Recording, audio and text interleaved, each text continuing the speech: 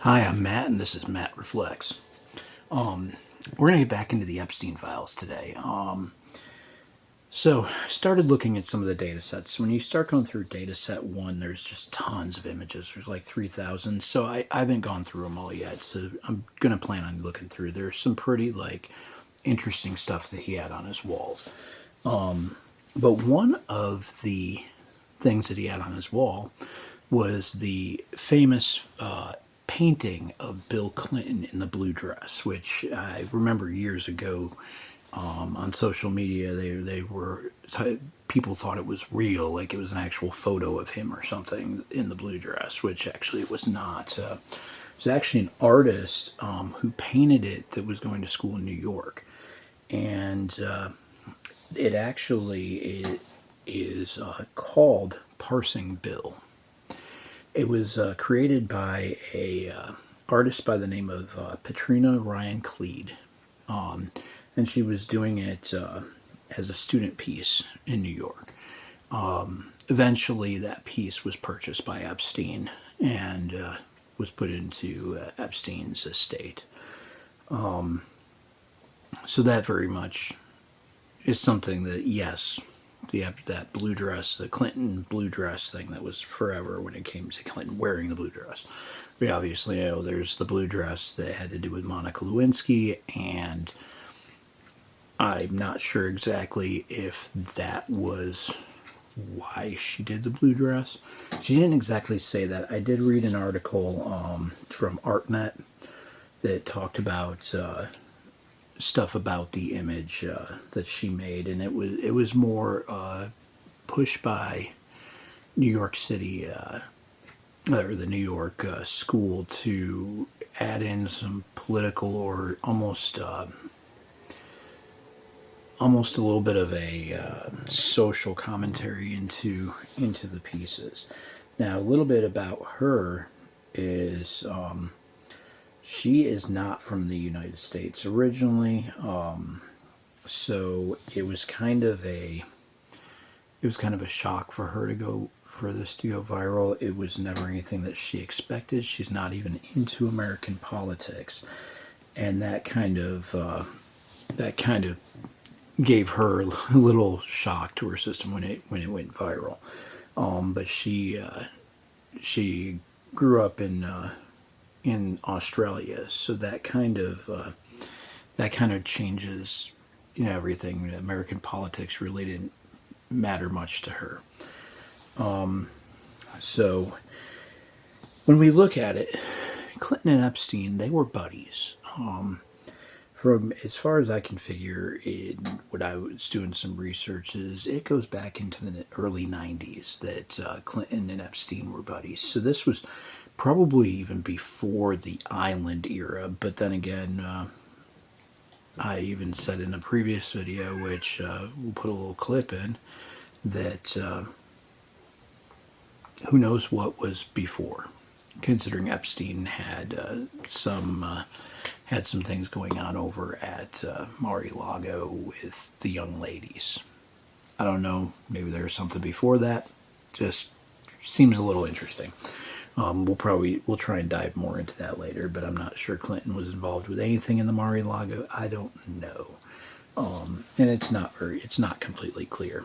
But we know that there was a lot about Clinton and Epstein being together, including another shot that I found in the files. There was a picture of Epstein and Clinton outside of what appears to be Air Force One, and maybe Air Force One, maybe it's just another airliner, but it's down at the base of the stairs, and it's more of a caricature. So that was in the files too. Now, like I said, I haven't gone through anywhere near even all the pictures, because with my life outside of doing some of these videos, working full-time as a nurse and playing my music and everything else, living, I wasn't able to really go through all the pictures yet in the PDFs.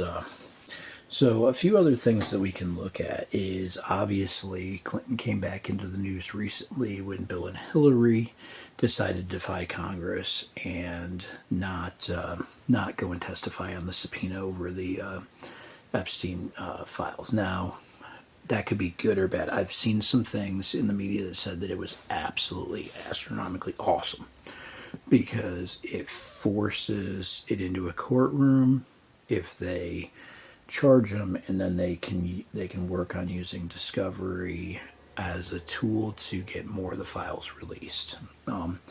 I'm not sure if there's any legal basis into that. I'm not a lawyer, and I haven't really heard it from lawyers. It was, of course, the memes on Facebook, which I'm going to do a whole video about some of that stuff down the road too. So obviously, with the Clintons refusing to testify in Congress, as far as I could tell, now again, I don't have every file in front of me.